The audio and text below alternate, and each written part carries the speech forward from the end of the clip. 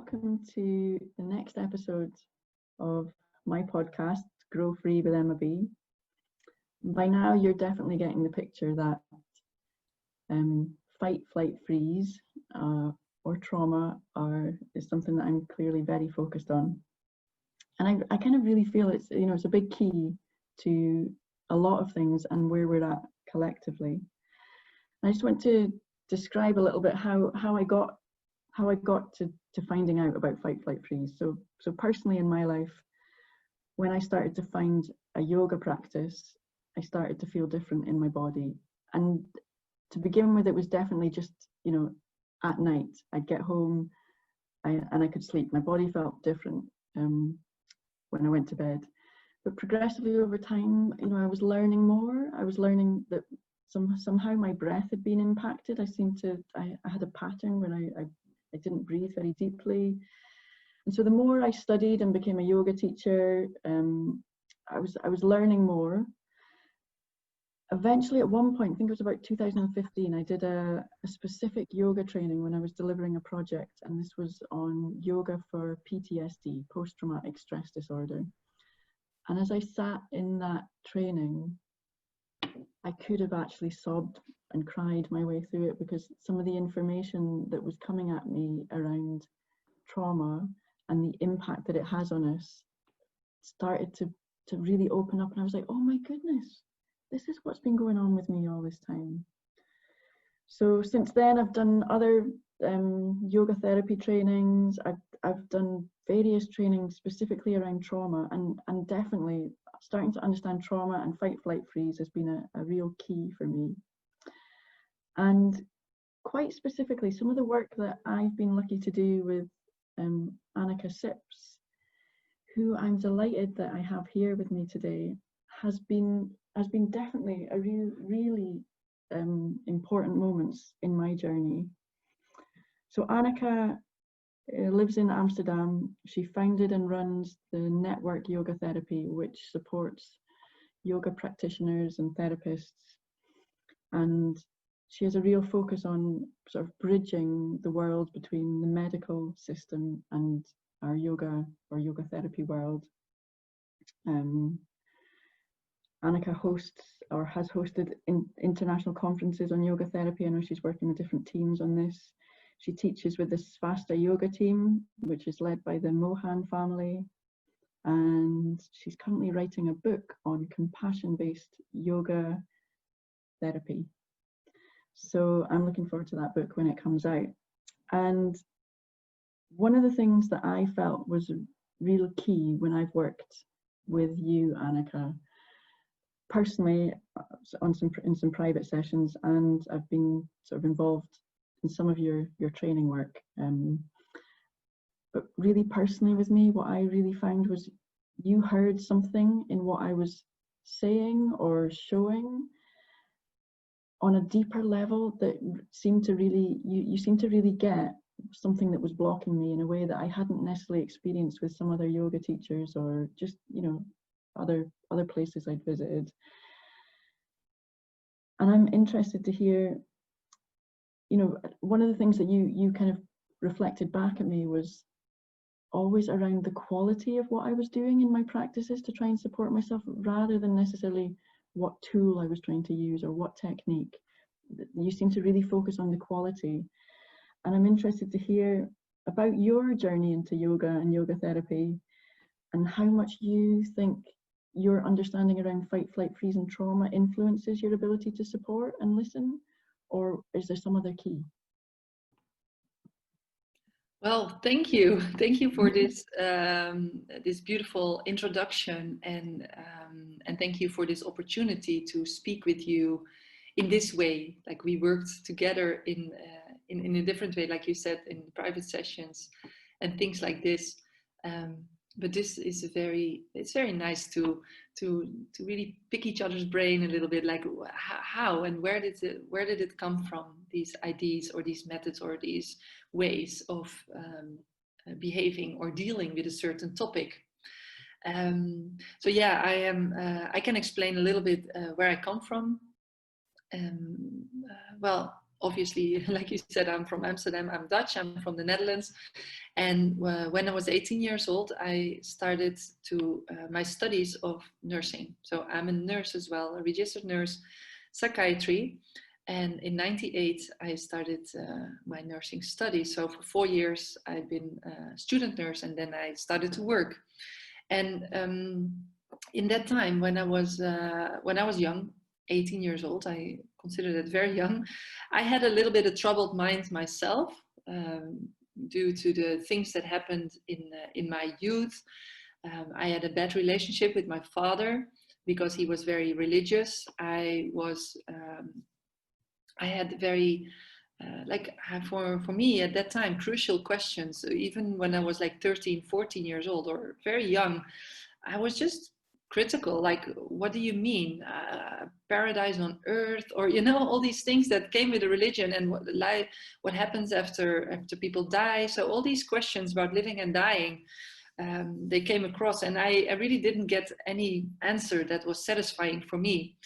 So anyway, when I was 16 years old, these questions were still there, and another thing that happened was that I got in an accident, and I needed a blood transfusion. And the religion my father had he was Jehovah's Witness, and they cannot accept blood transfusions. So, and he really stood for his religion there. So what happened is that that became an issue, and the doctor didn't listen to my father. So he did, this was the law. He was using the law to take the responsibility over me for 3 days. And in this way, he could do whatever he wanted. He gave me blood transfusion, and this is why I survived, because my liver was broken, like in pieces. So anyway, but after that, this was there's a lot about this story that falls in the category of trauma or non-trauma, because was this whole event traumatic for me? Well, I don't know. I was like, I was very much influenced also by the trauma of the other people around it. And so there's a lot to say, but this I don't think is the right place for that, but about the trauma in itself. But what happened is more, I think, important for how I developed my voice and my personality and everything, is that after I recovered, like physically, I was aware of what happened, and I became very much aware of what happened exactly, and this whole blood transfusion thing. Mm-hmm. And I just didn't want to be part of this this religion anymore. Mm-hmm. And then something big happened, because I got excommunicated, which is like 16. I was 16 years old, and it's said to the whole community, this person is not part of this community anymore, and people are not allowed to speak with you anymore. So that was a kind of a big thing. I was 16, a little bit rebellious and strong. I was like, you know what, then I don't care. I have enough other friends who will speak with me. And so I just moved on and went on. But then I was 18 years old, so 2 years later.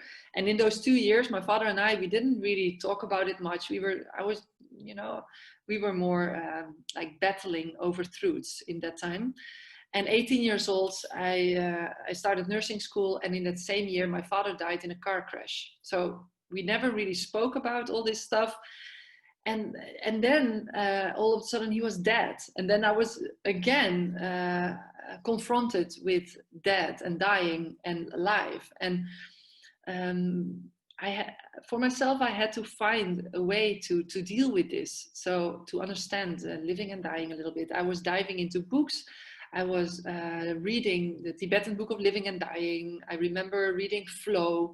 I was reading all kinds of yoga books, and also started my first yoga class then, just practicing yoga, which was not very common like it is now. I was also from a small town in the south of Holland, and I had to go to another small town, and there was a little group of adults who were breathing very loud, and I was like, this is very weird. I don't know what we're doing, but it feels really good. So I kept going, and whatever we were doing with our bodies and with our breaths, I felt a little bit better afterwards, and it made me do the things that I wanted to do, study nursing, work in psychiatry. And actually I was dealing pretty well with this whole situation if I look back.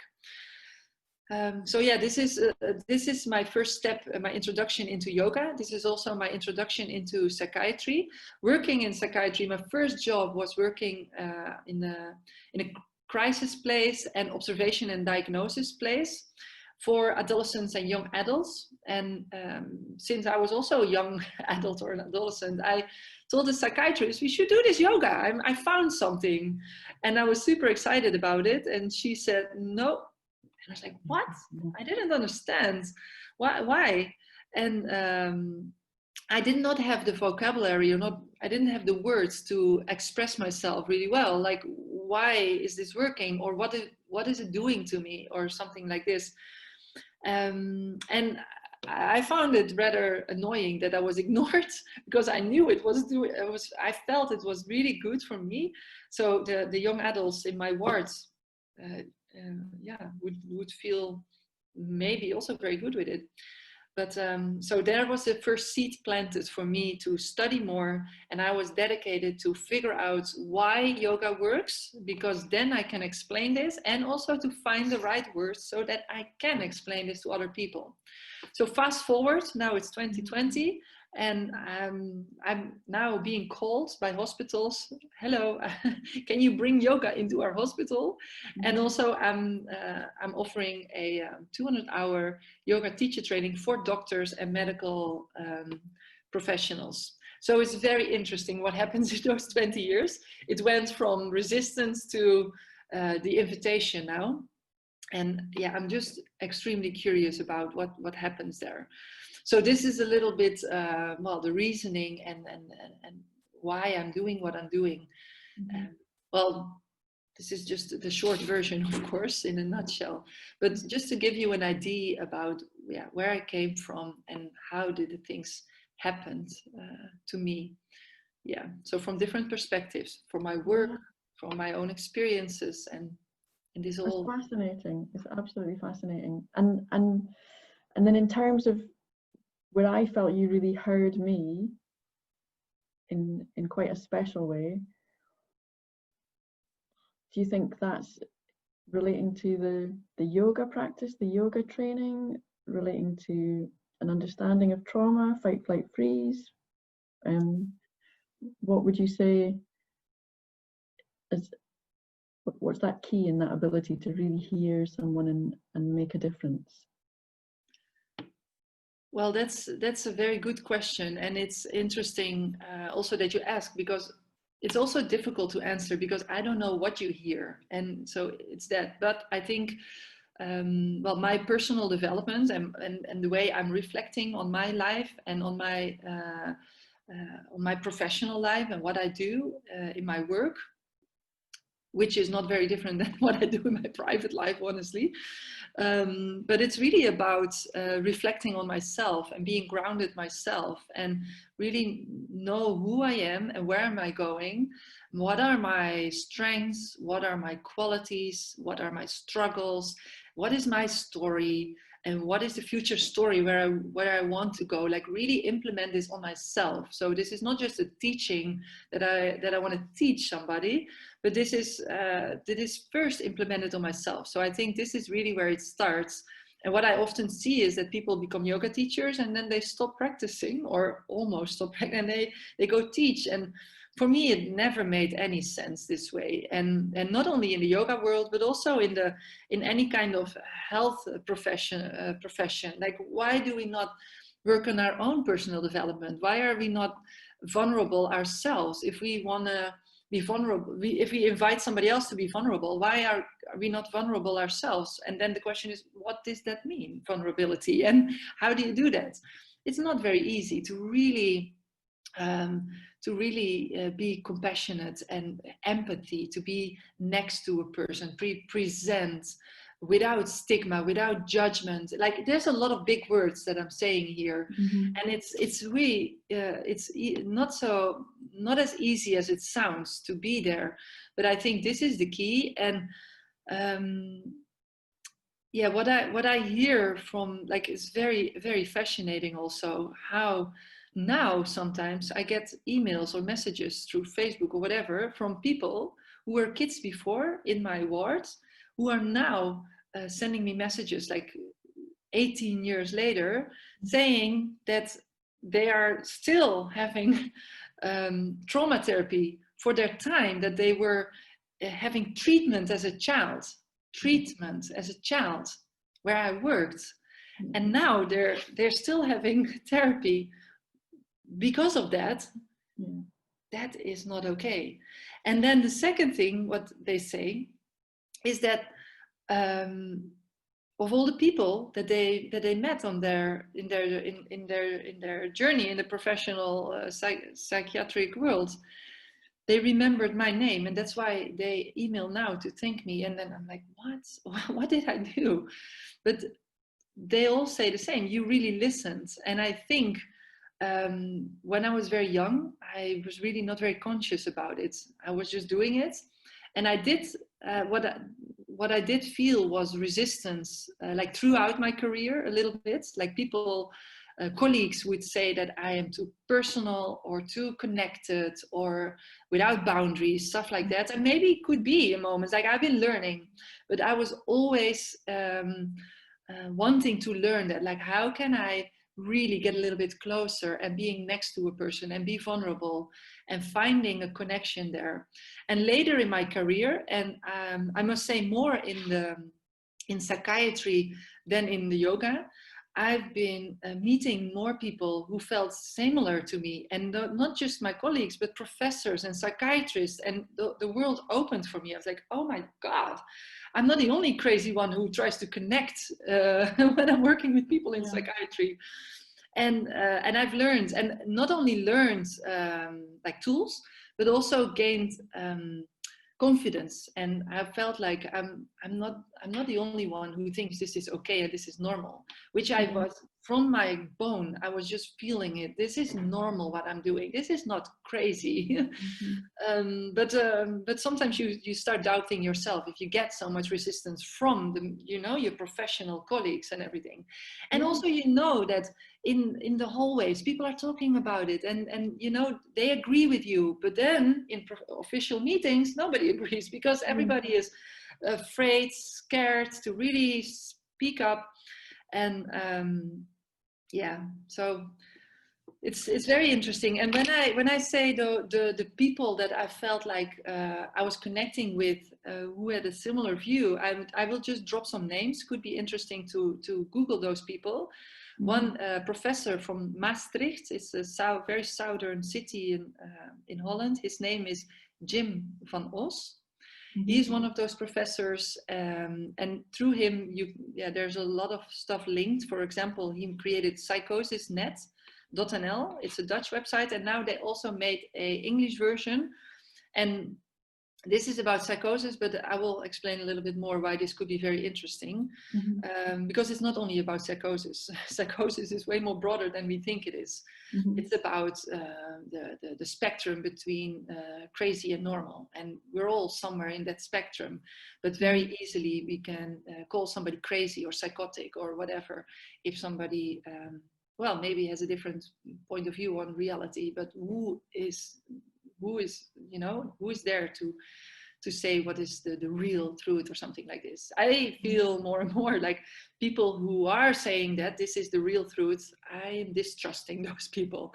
I'm very much pro people who giving space to different experiences. And if you can see any experience on a spectrum, then you can see that this is actually normal and human. And I think this we should not forget in whatever way, to be human. And this human is like you and me. We are the same. I'm not more, I'm not better, I'm not different.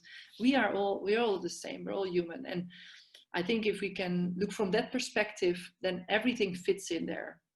So then we are on a spectrum. We are not all crazy or all constantly psychotic. You can be a little bit psychotic sometimes. You can be a little depressed or autistic sometimes. But relax, people. The more we label, the more easy it is to get really stuck in this box.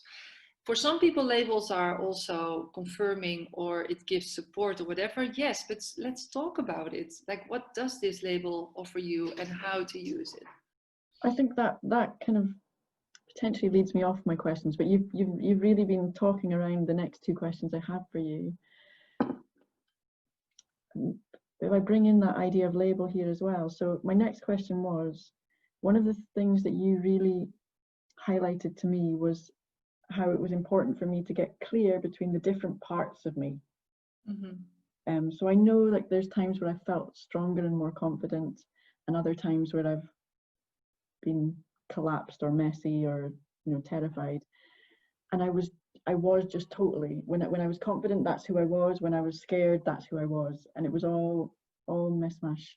And you spoke to me about getting really clear about those different parts of ourselves, and we were focusing on trauma, and so fight, flight, freeze. So you were asking me to get clear on who I am, what does the freeze sound like, what does it say, the fight, the flight, and when I feel safe.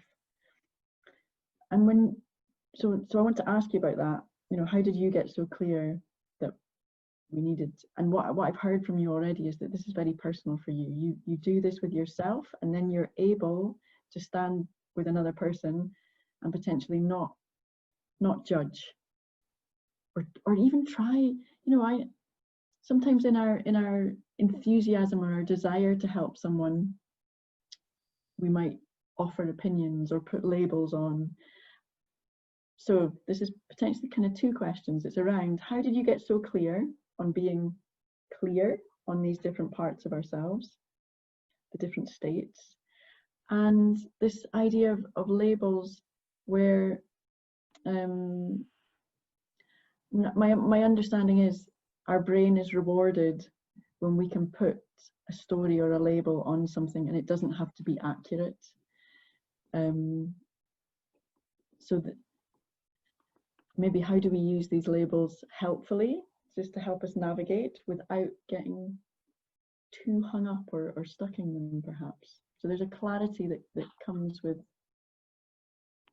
kind of untangling things. Yeah, but it's nice, and you try to untangle, but also they are really connected with each other, I think, these subjects. So, well, first of all, how did I get this idea clear for myself? Mm-hmm. So, well, by experience. I've seen so many people, hundreds of people who are diagnosed with psychosis, for example, and it's very often stigmatized, I think, that people are confused and out of reality or that kind of stuff. Well, I didn't see very confused people or out of reality. No, they maybe they have a different belief on a certain experience they have, but they're very clear. They're not confused. So there it starts. If we keep calling that confused, it's not confused. The person is not confused. The person is very clear about what is the experience. But listen to that. And actually this I learned, this was a very important part also in my development, and where I made a big gap in understanding was after all these years of being a nurse, working with so many different clients, hundreds and hundreds. And then I shifted, I grew also in mental health. I became a community psychiatric nurse, so I studied more. And then this is called social psychiatry here in the Netherlands. And in that time, I also did a training, which I was trained by Xavier Amador. He's an American therapist. And this training was called LEAP, and it stands for Listen, Empathize, Agree, Partner. And this was very interesting because it gave me a tool for working with this. Plus also here in this training, this was very professional life-changing, I must say. It really shifted, and it really made me understand what actually, naturally I was kind of doing already, but it gave me more understanding and more tools. So more clarity in general is very helpful, I think, and especially like in my example here, using this training. And in that training also listening was the first step. Listening, empathize, agree, partner. So this is about connecting with other people. So instead of battling for who's true, how can we find common ground and where can we meet each other? This is so important, especially also today with the whole state of affairs, what's happening in the world. This is also a coping mechanism to battle. No, I'm true. No, I'm more true. And this is like endless. This is endless. The only thing that happens is disconnection. We're not finding each other. And I think the solution lays in connection, which has a lot to do with yoga, of course. Connection within yourself, within your community, with another person, and yeah, even bigger. So listen first. You cannot find a connection before you really listen, without judgment, without jumping into conclusions, listening without reflecting your ideas on it. Just listen. Like it's and now I'm also training people in healthcare with this method, and it's so difficult for people to really listen and then empathize.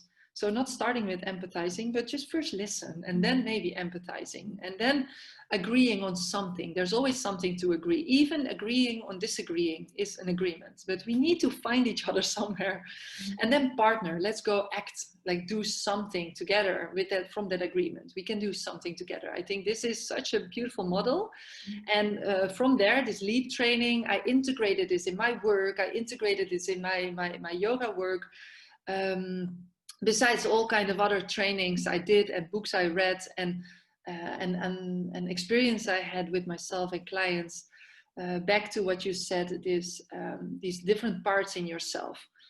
Because then also you learn that that person is not only left or right, or a person is not only black or white.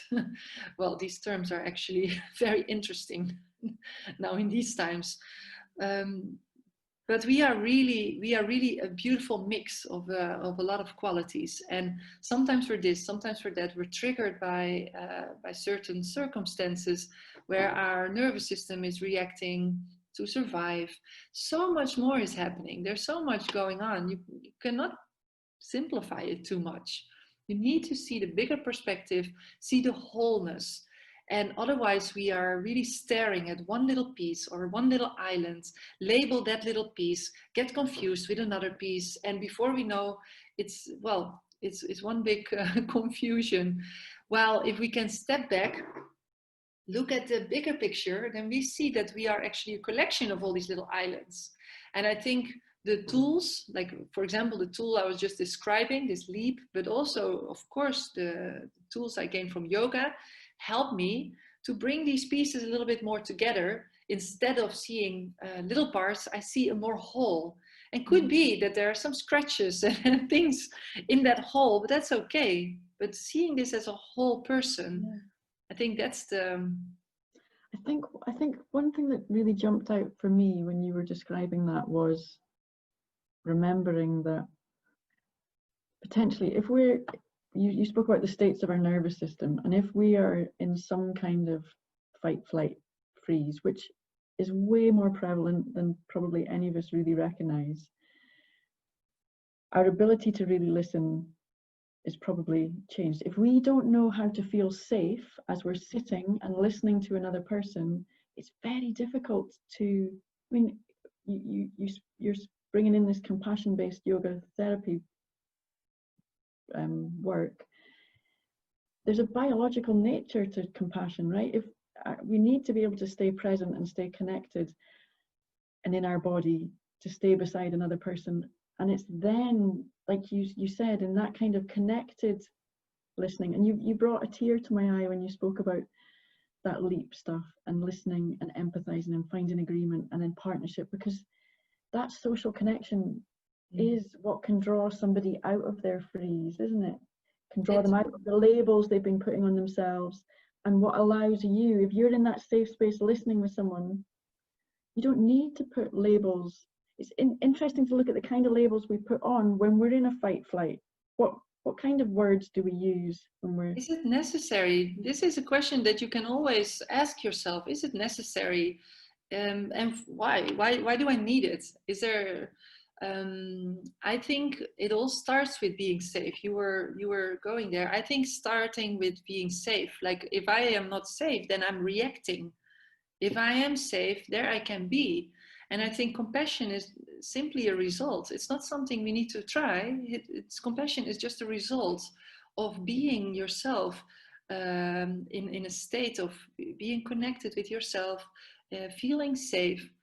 So not seeking safety, but feeling safe. Like really, I call this green zone. Like people who work with me, and just simple because Stephen Porges always uses the green area to emphasize this part of the nervous system. If you look at the picture, just simply Google polyvagal theory, Stephen Porges, and you see this picture of green, orange, or red, or sometimes they use different colors, but green zone is, and I think it's very important to understand for yourself, like what is your nerve system like, what is my biology like, how do I react? And if you really start to understand that, which I go through this with every client I see now, I see many people doing yoga therapy 2 days a week, full days with all different types of clients, and everybody heard of the polyvagal theory. Everybody is looking on my screen. We're looking together at the pictures. I want people to understand themselves, because it's not, they don't have to believe me. I want them to understand, like, how am I working? Because this is just what we all have. Like, it's not, we cannot say this is true or not true. We are reacting. We have a brain, we have a body, we have a nerve system. We react to triggers. And if you understand that, and it doesn't have to be very complex, but it's very simple actually. And you understand that when you feel, if you know that when you feel inspired, calm, free, and that everybody knows this feeling, like how you feel, for example, after a yoga class, or you know, when you're with people, you feel safe. That feeling, this is where you feel more connected. You don't feel so crazy. You come up with the best ideas, like in that state. And of course, sometimes also our body is reacting to things, and that's fine too. There's nothing wrong with that. But the thing is to understand it. And I think this is lacking very often. I think this should be common knowledge. I think children should learn this in schools. Yeah. I think this should be on the package of milk, like seriously. Yeah. And call it polyvagal theory, like I call it green zone. And then I like, make up a story that works for you, and just use this stuff in your life. Explore that stuff.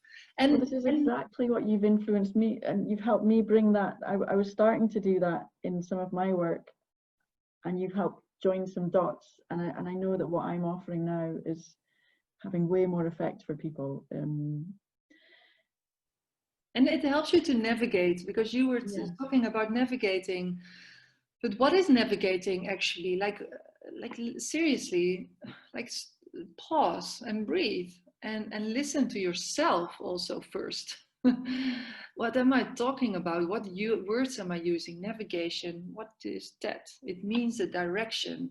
Yes, okay. And how, what is a tool? What helps me to find direction in my life? And what helps me navigate? Navigate, because there's all kinds of stuff. There's things out there that we need to be aware of. There's milestones, things that happens in our lives. There are dangers. There's all kinds of stuff. How can you navigate towards a direction where you wish to go? Mm-hmm. Like, and you can also say, I don't need to go anywhere. Well, that's fine too. Then you just be wherever you are. But I think in order to be a leader for yourself, it's a good idea to go somewhere, to have at least an idea, direction for yourself. Mm-hmm. And then how to choose that direction, and how do I know if this direction is right, and how do I get there in that direction, and what do I use as my navigation tool? All very good questions. And you know that when you feel, you will feel that.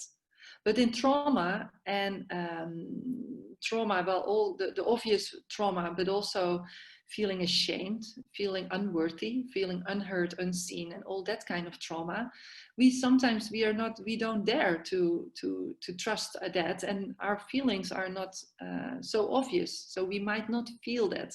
So again, back to safety, back to feeling, as simple as it is. Feel your body, just like connect with it, feel it, and trust that you know that whatever you're feeling is for you the right direction.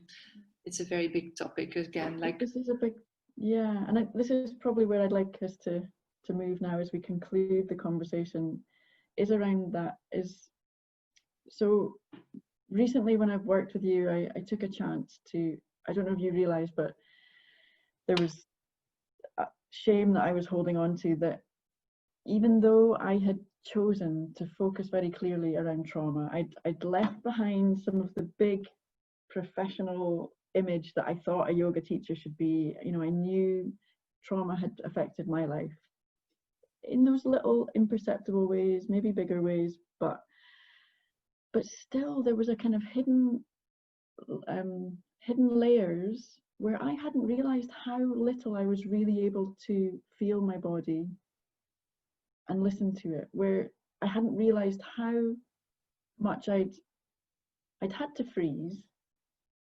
And so then that our ability to navigate becomes something different. Perhaps we're navigating through a kind of a layer above all these stories, and that's not where I want to go here so much. But yeah, I don't think it's navigating, but it's reacting actually. Okay, yeah, a good distinction. It's not like it's just preventing from being killed or something. It's not navigation. Survival. It's not navigating towards your truth. It's preventing. Oh, I like that. Yeah, I like that. Preventing for being killed, which is good. I mean, it's great. You know, thank you, body. Thank you, nerve system, to help me here. But it's not a state that I want to be all the time. Life-threatening feeling and feeling numb and afraid. No, let's move away from that state again as soon as we can. Well, this is just a survival mechanism. This is for surviving, not living. There's two different things. But and what's I think so obvious to me is around how much more of us there are in that survival state for a lot of our lives, more of our lives than we would even recognize, rather than that safety state. And there's a lot of behavior that comes out of that survival state, that reactivity, that's harmful to yourself and harmful to others. And I know for me, there's been a lot of shame around behaviors that where I've not been able to nurture, where I've started to see as I became a mum, where I found that so difficult, where I could see in my professional life that I wasn't having the impact that I wanted, that I wasn't so able to nurture clients. That shame, personally and professionally, around harmful behavior, and there's a lot of that out there in the world right now, right? And we've been doing an awful lot of things, medicalizing it, labeling it, judging it, throwing it in prison, all kinds of things. And we can't deny it. It's here and it causes harm in our world. And I don't want to judge it either, because it's really our nerve system that's trying to help us. So it's great that it's there, but we need to be also aware that it's a little bit dangerous place to be, because you can easily be a prey. You can prey, you know what I mean? Yeah. And I think it's very important to always find your way back to this green zone, back to safety, having the tools to get yourself back there, because there you're again grounded, empowered. And that's the trick, I think. Like, how can I help myself to get back there? And there yoga comes in as a very beautiful practice, because it's so diverse. There's so many different aspects to it that help you to be grounded, to go back to your safety, to add sattva to your practices, whatever you're doing, for example. Yeah. And so this is the finishing question or focus is just at this stage in our evolution, learning how to feel safe for ourselves. And there's loads of tools in yoga. And you spoke earlier about vulnerability. You know, how do we then, if we're looking to come back into that green zone for ourselves, how then do we also support other people? What, you know, how do we, I think, is it Dr. Stephen Porges speaks about, I'm sure I read a quote, there was something like, it's our responsibility to cue safety.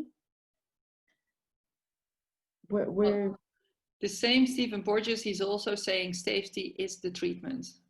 Always start with safety, and this should be emphasized first. I think this should be the priority. And of course, then what is safety and how to do that? Yeah, and sometimes you need a very long breath. So very good to practice yoga. We learn to have a long breath, but it's very good to develop a long breath and give yourself a lot of time to work on this. It's not something that happens in 1 or 2 sessions per se. Like sometimes I work with people for 6 months or 1 year. It doesn't matter. But after 1 year, I feel like, aha, and they're empowered, you know, they get it. And some people, you know, everybody has different a timeline. It's all fine, but I think this is the key. And then if you understand that, if you learn from the research, if you learn from your own practice, from your own life and your own experiences, you match that, and you see that it's working like that. So, and that makes it very exciting, I think, and also very empowering, because that means that you have again a choice, and you again can you don't have to wait for somebody else is there to rescue you, but you can find your own safety, and that other person can still be there, but to support you, because you know how to bring yourself back to safety, you know what your needs are, and you can invite somebody in to help you and to support you, instead of being a prey to whatever other people are thinking, with whatever their own experiences and whatever their own traumas. It's just not, it's a very confusing place to be. So everybody back to your own green zone, and from there, just support each other. That's a really good point. Often what we feel we need to do to be safe, acting out there in the world and compulsively doing an awful lot of stuff, can get in the way of us really feeling safe. And it's doing again, it's fight and flight. Yeah. Out there in the world trying to fight for safety, or just like, I'm safe, I'm safe, I'm safe. No, learn the tools, but practice from like every day, practice as many times a day as you can, as often as you can, and with not directly the most difficult things, but like speaking out. And try to recognize what is your truth. You can just play with that a little bit, like just say things and then just be silent and listen to yourself and feel how it feels in your body if you say these things. And practice this with people who are not immediately like beating you down, but with people who you trust, maybe your mother, your neighbor, whatever. Just practice how it feels if you are like if you're not saying certain words. Practice how it feels if you change your practice a little bit, and if you eat healthy, like the whole thing, like what can I do to like, and then just figure it out for yourself. What is your sweet spot? How can you find your balance, where you feel safe, where you feel empowered, and what are the like, how are you checking this for yourself? Where do you want to go? And then I'm all the way back where I started. Like, who am I? Where do I want to go? Well, my name is Anneke, and I want to go in the direction of my own truth. Do you know what? That is such a beautiful phrase to finish on. Thank you so much for this conversation. Well, thank you for the invitation, and well, a big hug and a big kiss for you. And I wish you super much luck with all the work we do, because I think you have such a special gift, and I'm very happy that you found a way to share this with the world, and it really makes me emotional if I see that. No. Oh, I love you. We'll press stop here. Yes.